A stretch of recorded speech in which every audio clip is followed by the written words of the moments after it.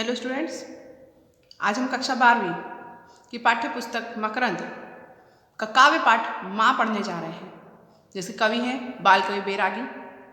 इनका जन्म 10 फरवरी 1931 को रामपुर जिला नीमच में हुआ था। इनका वास्तविक नाम नंदराम दास बैरागी है। आपके माता पिता मनासा में रहते थे। वहाँ आपका जीवन काल शुरू हुआ था। परिवार का अत्यंत विपन्न था आपका परिवार, मतलब गरीब थे आप बहुत ज़्यादा जब उस समय बचपन में। तो आपका बचपन बड़े ही कठोर संघर्षों के साथ बीता है। आपने बड़ी मुश्किल से उज्जैन से एमए पास किया। 9 वर्ष की आयु में ही आपने कविता लिखना शुरू कर दिया था और 15 वर्ष की उम्र से ही आपने काव्य यात्रा के साथ साथ राजनीति में भी सक्रिय भूमिका निभाई। मतलब ये कविता लेखन के साथ ही राजनीति में भी जुड़े थे। 1964 तथा 1980 में मनासा विधानसभा क्षेत्र में 2 बार चुनाव जीता इन्होंने और मध्य प्रदेश शासन में संसदीय सचिव राज्य मंत्री के पदों पर भी रहे हैं। 1984 में मंदसौर जावरा के क्षेत्र से भी इन्होंने संसद सदस्य चुने गए हैं। बैरागी जी भारत के प्राय सभी राज्यों के साथ साथ America, England, Mauritius, Germany, Sri Lanka, Nepal, Singapore सभी जगह की यात्रा कर चुके हैं। बैरागी जी मूलतः मालवी कवि हैं। आपके प्रसिद्ध मालवी संग्रह में चटक महाराज चंपा, जायो मैदान में अन्य प्रसिद्ध काव्य संग्रह दीवानी, जूझ रहा हिंदुस्तान, ललकार, 2 टूक रेत के रिश्ते, गीत बहार, गीत लहर, दादी का कर्ज आदि शामिल हैं। छोटी बड़ी लगभग 25 फिल्मों में बैरागी जी ने गीत लिखे हैं। ये फिल्मों के गीतकार रहे हैं। इसी महान उपलब्धियों के साथ जो हम आज इनकी कविता पढ़ने जा रहे हैं माँ, उसकी 2 भाग बनाए हैं इन्होंने। पहले भाग में तो वो माँ से वर्णन करते हैं माँ के चरित्र का कि माँ कैसी होती है, और दूसरे में माँ से वरदान मांगते हैं। आइए हम कविता का पाठ शुरू करते हैं। विश्व की शुभकामना माँ, पहला भाग है इसका।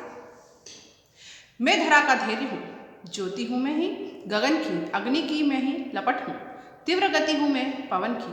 मतलब यहाँ ये कहना चाहते हैं कवि कि माता का वर्णन करते हुए, माँ का वर्णन करते हुए बताते हैं कि माँ धरती के समान धैर्य रखती है, गगन जैसी उसमें ज्योति होती है, और अग्नि की लपटों जितनी वो तेज होती है, और पवन जितनी तीव्र गति से चलता है उतनी उसमें तीव्रता होती है।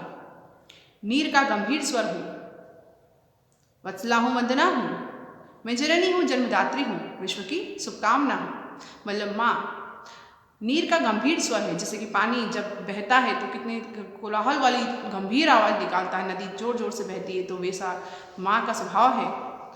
बहुत ही उनमें वात्सल्य भी है, साथ ही वो पूजनीय है, इतने आदर वाले उनके गुण होते हैं। और वही जननी और जन्मदात्री होती है, हमें जन्म देने वाली होती है, और विश्व उसी की शुभकामनाओं से चलता है। लोरियाँ गाकर सुलाया अब जगाती हूँ तुम्हें, भैरवी गाओ उठो रास्ता दिखाती हूँ तुम्हें। मतलब माँ जितने ही प्रेम और वात्सल्य से लोरी गाकर अपने बच्चे को सुलाती है, उसी प्रकार से समय आने पर अपने बच्चे को चुनौतियों का सामना करने के लिए, तैयार करने के लिए वो भैरवी राग गाकर उसे उठा भी देती है। और क्या कहती है, रास्ता दिखाती है तुम्हें, मत मुझे टालो संभालो, होश से कुछ काम लो, जब कभी आए मुसीबत सिर्फ माँ का नाम लो। और माँ कहती है भैरवी राग गाकर सुनाना, मतलब कि उन्हें तैयार करना कि उठो और जागो, और अब मतलब बात को टालो मत और संभल जाओ, क्योंकि मुसीबत आने से पहले ही होश में आ जाओ, और जब मुसीबत आए तो सिर्फ माँ का नाम याद रख लेना, उससे ही तुम्हारी सारी मुसीबतें टल जाएगी।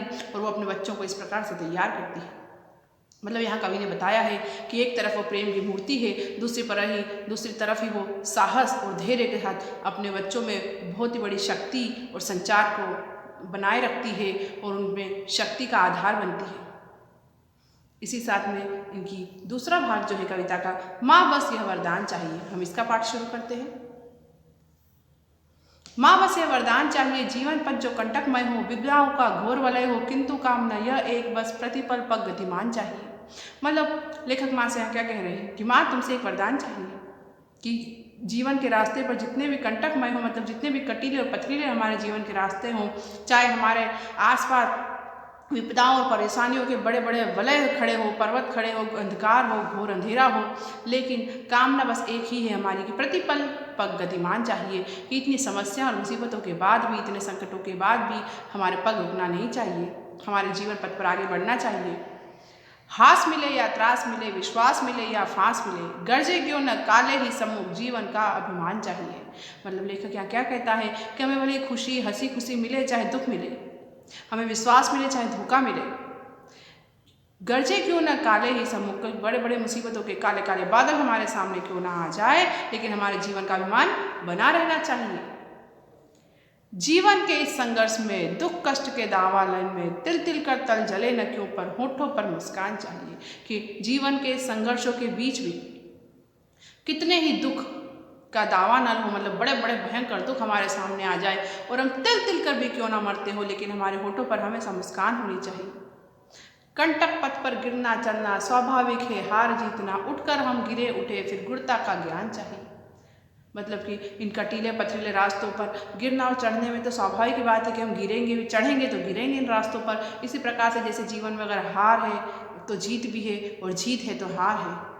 हम उठेंगे और हम फिर चलेंगे और फिर गिरेंगे और फिर उठेंगे, लेकिन हमें यही आपका गुरु ज्ञान चाहिए कि हम गिर कर हमेशा उठते रहें और चलते रहें। मेरी हार देश की जय हो, स्वार्थ भाव का क्षण क्षण क्षय हो, जल जल कर जीवन दू जग को बस इतना सम्मान चाहिए। वो क्या कहते हैं कि मेरी हार देश की जय हो, मतलब कि मेरी हार मतलब मैं अपने स्वार्थ को, अपने आप को हार जाऊं। मतलब कहते हैं कि मैं मेरे में से खत्म होना चाहिए, देश होना चाहिए, मतलब मेरा जो स्वार्थ है वो धीरे धीरे खत्म हो जाना चाहिए और मैं जल जल के भी जो जीवन दूंगा इस दुनिया को, मतलब खुद को खत्म कर कर भी जो दुनिया को जीवन दूंगा, मतलब ये हमारे देश के लिए जो सम्मान के लिए काम करूँगा, देश की रक्षा के लिए जो काम करूँगा, वही मुझे सम्मान चाहिए। माँ बस ये वरदान चाहिए, माँ बस ये वरदान चाहिए। और वह लेखक माँ से सिर्फ इतना सा ही वरदान मांगते हैं कि जीवन पथ पर ऐसे ही आगे बढ़ना है और देश के लिए समर्पित होना है, यही वरदान मांगते हैं। कवि ने बहुत ही सुंदर पंक्तियों में दोनों कविताएं हमें बताई है कि एक में तो माँ के गुण चरित्र का बड़ा ही बखान करा है कि जिस प्रकार से माँ एक वात्सल्य प्रेम के द्वारा हमें हमेशा अपने वात्सल्य की छाया में छुपाए रखती है, उसी प्रकार से समय आने पर जागृत करके हमारे विजय पथ पर हमें आगे बढ़ाती है। और दूसरी तरफ हमने माँ से वरदान मांगा है कि इस विजय पथ पर आगे बढ़ने पर जो भी मुसीबतें आएंगी, उन मुसीबतों को पार करते हुए हमारे स्वाभिमान के साथ और देश की रक्षा करने के लिए हमें हमेशा आगे बढ़ते रहना चाहिए। आशा है कविता की सभी पंक्तियाँ आपको अच्छे से समझ में आई होगी। धन्यवाद।